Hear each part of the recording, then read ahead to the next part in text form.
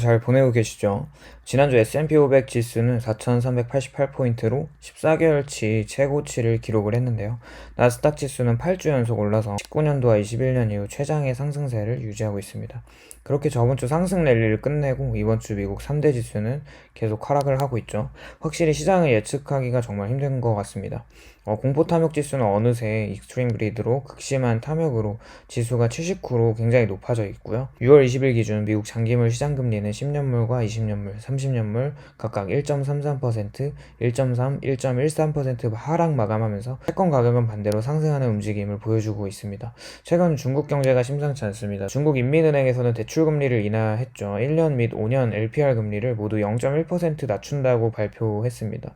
워낙 청년 실업률이나 부동산으로 경기를 받치고 있는 중국 입장에서는 여의치 않은 상황에서 금리 인하를 단행했는데, 일부에서는 5년 LPR의 경우 0.15% 인하를 예상했던 시장은 기대에 미치지 못했다고 분석하면서 그렇게 반응이 그저 그랬습니다. 다시 미국 시장으로 돌아와서 최근 S&P 500은 주가 상승으로 인해서 밸류에이션이 점점 고평가되어 가고 있는 상황입니다. 포워드 EPS 기업 이익 전망을 반영한 멀티플 PER은 19배 정도로 연초 17배와 비교했을 때 5년 평균은 18.6배를 상회하고 있죠. 그리고 앞서 말했듯이 개인 투자자의 강세장 심리가 21년 11월 이후에 최고 수준으로 이는 전형적인 주가 하락 신호로 인식되기도 하고 있죠. 최근에는 주가 상승에 참여하지 못한 개미들의 포모 현상이 너무 극심해지고 있어서 모건 스탠리에 의하면 주식시장에 동참하고 있는 개미들이 굉장히 많아졌다고 합니다.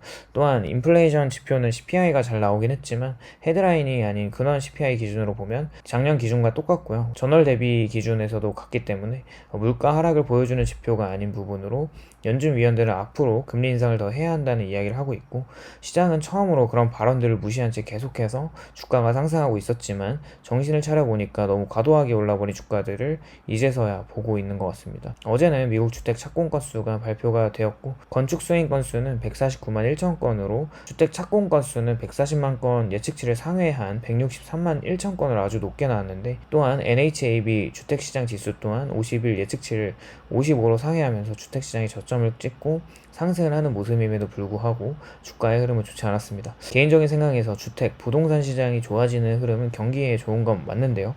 신규로 건설 관련 일자리 수가 늘어나고 주택을 지을 때 쓰는 자재들이나 어떤 철강, 목재, 전기, 유리, 플라스틱, 전선 이런 산업재들의 수요가 올라가고 신규 주택으로 들어가는 사람들이 물건이나 가전 등을 사면서 가구, 가전, 가정용 기기들을 구매 촉진으로 기업의 이익이 늘어나면서 경제 사이클에서는 주택시장의 호황은 경제에 아주 좋은 신호인데, 그럼에도 불구하고 시장의 반응은 미미합니다.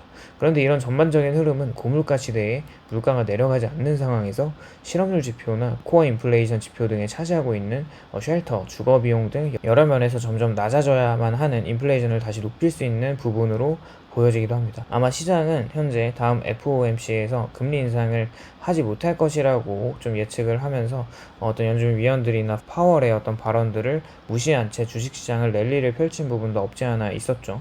아무래도 계속 발표되는 인플레이션 지표 중 근원 CPI나 코어 PCE 같은 헤드라인이 아닌 지표들의 하락이 가시화되지 않는다면 연준에서는 금리 인상을 한두 번 더 단행할 수 있다고 생각을 합니다. 그렇다면 당연히 채권시장과 주식시장에는 둘 다 좋지 않게 되겠죠. 현재 채권 투자자들은 더 이상 금리가 인상되지 않기를 바랄 텐데요. 단기적으로 채권 금리가 상승하고 주식시장이 하락하는 모습을 보이긴 하겠지만, 장기적으로 더 높아지는 고금리를 더 이상 버티지 못하고 실물 경제가 무너질 확률이 매우 높아지는 것을 생각을 해봤을 때 오히려 단기적 채권 가격의 하락은 걱정할 필요가 없습니다. 추가적 금리 인상은 미국 국채를 샀을 때 높은 금리를 준다는 것과 일치한데, 이것은 회사채 시장에 신용경색을 일으킵니다. 단기 채권을 발행하는 회사채들은 만기가 돌아오면 단기물 국채보다 더 높은 이율을 주기가 어려운 상황이 생기게 되는데요. 특히 투자적격 채권이 아닌 하이힐드 시장에서는 지속적인 금리 인상은 굉장히 버티기 힘든 상황을 만들기 때문에 하이힐드 스프레드가 갑자기 급격하게 벌어질 수가 있다는 것이죠. 이러한 흐름은 장기적으로 안전자산인 채권으로 자금이 다시 이동시키게 하는, 기준금리는 높은데 채권금리가 하락하는 아이러니한 모습을 보일 수도 있게 합니다. 저번 실리콘밸리나 퍼스트 리퍼블릭 사태와 같은 상황에서 채권금리가 굉장히 높아졌다가 이런 위기 상황이 발생했을 때 다시 시장 금리가 급격하게 내려왔던 모습들을 기억하실 텐데요. 여러모로 현재 3.8에서 4%까지의 미국 채권금리 스프레드는 여전히 매력적인 가격으로 여겨지는 대목이기도 합니다. 점점 더 국채라고 하는 안전자산이 더 매력적으로 보이기 시작하는 것 같은데요. 앞으로 계속 시장 상황을 이런 어떤 영상을 통해서 이렇게 리뷰를 하도록 하겠습니다. 오늘도 시청을 해주셔서 감사드리고요. 도움이 되셨다면 좋아요와 구독을 부탁드립니다.